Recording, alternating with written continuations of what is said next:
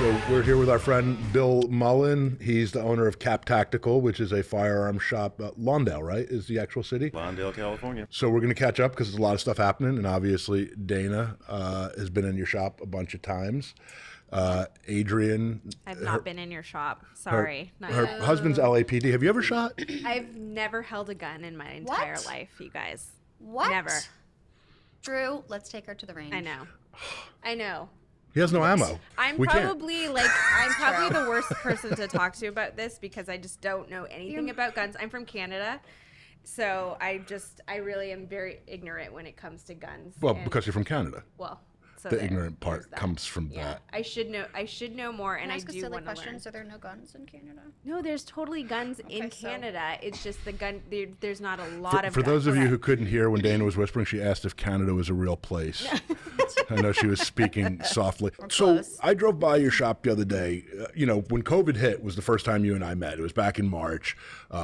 Everything was shutting down. I drove to Turner's just because that's where I had had firearms lying around the corner. A couple hours later, I got in, they had nothing. Guy comes out and says, hey, have you checked out Cap Tactical down the street? I didn't realize, it was a small independent shop. Drove down, you had a big line, but you had some guns left, and I bought my first gun of the pandemic then, got to meet you. You were just so light and laughable and telling jokes, and we just hit it off. And I'd never had someone hug me in a gun store after buying a gun. I thought that was nice. But I'm joking, obviously. But then we really got to talking and kept in touch during the whole pandemic, and the issue that has still remained has been the rush, the surge of guns.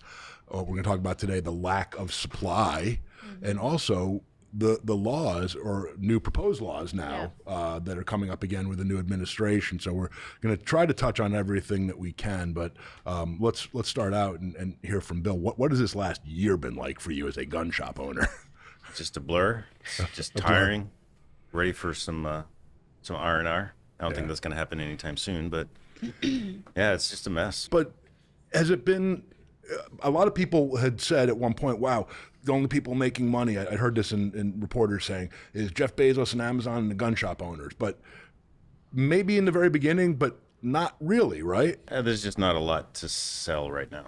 For a long time, though, right? Is this a new problem? Or No, it's been most of the pandemic. We sold through our standard inventory probably February of last year. Really? And then the pandemic didn't even really kick in until March, lockdown, and by February you were already... Then I'm a month off. Okay. So, yeah. Well, there was a little bit, there was some pre-sales before the pandemic hit. I don't remember what that was about. The people who knew. But when it was lockdown, that's when it went crazy, and the lines were around the corner. And then we had some civil unrest, and then that picked it up again, and then it went back to COVID. And so everyone who never wanted a gun wanted a gun. So what was that like all of a sudden? Because I remember being at your shop, and you were like looking like this, and you had to have people at your shop just to manage the line. It was very intense. Yeah. And you have to have a lot of security in the shop because you have firearms and ammunition, but you had a lot of people who never had a gun before, who maybe didn't even understand what they were asking for. Yeah, well, there were people that would just point and say, I want that. And we're like, do you want to know what it is? And they're like, no. Like, Do you think it was out of fear? yeah. Always. If you remember at the time, they're saying only essential businesses can remain, and that certainly opened up a big debate because people were worried. You couldn't get toilet paper. Let's face it. There were shortages of everything. People were panicking. We had people here who literally could not, at our office, find basic things to get through life. Yeah. And then they shut down the gun stores, and they started ticketing. They said they were going to ticket some of the gun shops. They said in one area, they said they were going to shut off utilities. Yeah, I think they shut down the whole row over there in Culver City. There's like 3 or 4 gun shops like on a strip. So that, no pun intended, but that really fired up a lot of people. I guess I'm not trying to be funny about it, but because, why are you buying a firearm to begin with? Right. At least would be my mentality of when you're concerned that there may be a lack of order or things may not be safe for your family. And then all of a sudden the government's saying you're not allowed to buy this right now. And you can imagine where and then... Causes its own sense of panic. I have a little bit of I'm not going to say panic. Panic is an overstatement, but I do have a little bit of a strange feeling that I can't get more ammo if I want.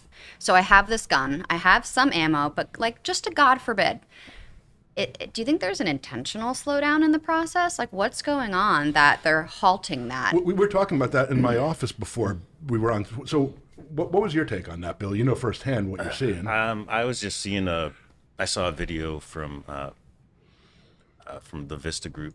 I believe it's Federal Ammunition that they already own. Well, they acquired Remington Ammunition when Remington, divided itself up for bankruptcy. And he says he's produced more ammunition in the past year than he ever has. So it is being produced and selling. Someone's getting the ammo. But your theory was, not to cut you off, but I could finish it for you in a fun way because you delivered it so well before. Yeah. But is that the big guys are hoarding it, stocking it up, and the little independent shops are not getting it, versus Dana's conspiracy theory. And I'm saying, she's asking a legitimate question. I think what you're saying is the government in some way trying to limit ammo getting out to gun owners. I can't help but to wonder, in the direction of what's... I don't know if it's the government. I really don't do the conspiracy theory stuff. Yeah. The government, they get their orders legally. You got to fulfill their orders first, but I forget the guy's name. That's the head of the Vista Group. He says that's not it. Everyone is hoarding. Somebody normally buys 50 rounds. They're trying to buy 5,000 rounds. Yeah. They're not shooting it, but... I guess I'm doing the same. I want to hoard just a little bit. So I do have that little bit of fear of just in case. Think of that mentality. I mean, I have... multiple safes. I'm not going to get into what's in all of them, but I have a lot more supply at this point in time than I certainly would have had normally, because even knowing through local shops, there's just only so much available. When Bill does get ammo in, usually he has a 1 box per customer, just to be fair to everyone. No, he gave me 10. That's weird. No, kidding. No, really, and that's why you're like running out. And then you also have there's certain types of ammunition, like 9mm, I guess, is one of the most common. Is that fair to say, or what most people ask for? It's one of the more common, yeah. So harder to get, because if more people have 9mm firearms, I see. People buy it online. They have it sent to us, and I see people paying $1 a round for a full metal jacket. And then they pay a transfer fee for you to then handle that, and then the background check.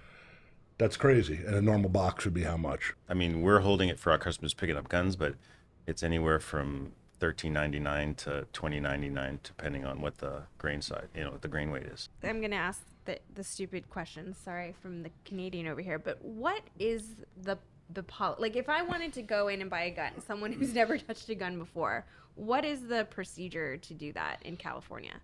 Well, you need a California photo ID. Of course, now that we have the real ID, we also have the Federal Limit Supplies ID. So if you have the Federal Limit Supplies ID, you have to have a birth certificate or a valid passport. You need your proof of residency, 2 proofs. So if your address is incorrect on your license, you need 2 utility bills or vehicle registration, then a background check, and of course, whatever it is that you attempt to purchase, you do have to go through a safe handling, which means we show you how to load, unload, lock it. You have to perform it back, and if you can't do it, you don't get a gun. Okay. But apart from that, do I have to do any sort of training or shooting with a gun? Just show that you can safely handle it. And that's the test. There's a written test, right? That you do. There's a written test to get a firearm safety card. It's mostly common sense. There's some legal questions, some trick questions, kind of like your driver's test. But let's simplify this for America. She passed. So this is not something. And I passed the background check. Just throwing it out there. That one threw us all for a bit of a loop that you did. Good for you. Thank you. Clearly, statute of limitations on some things runs out.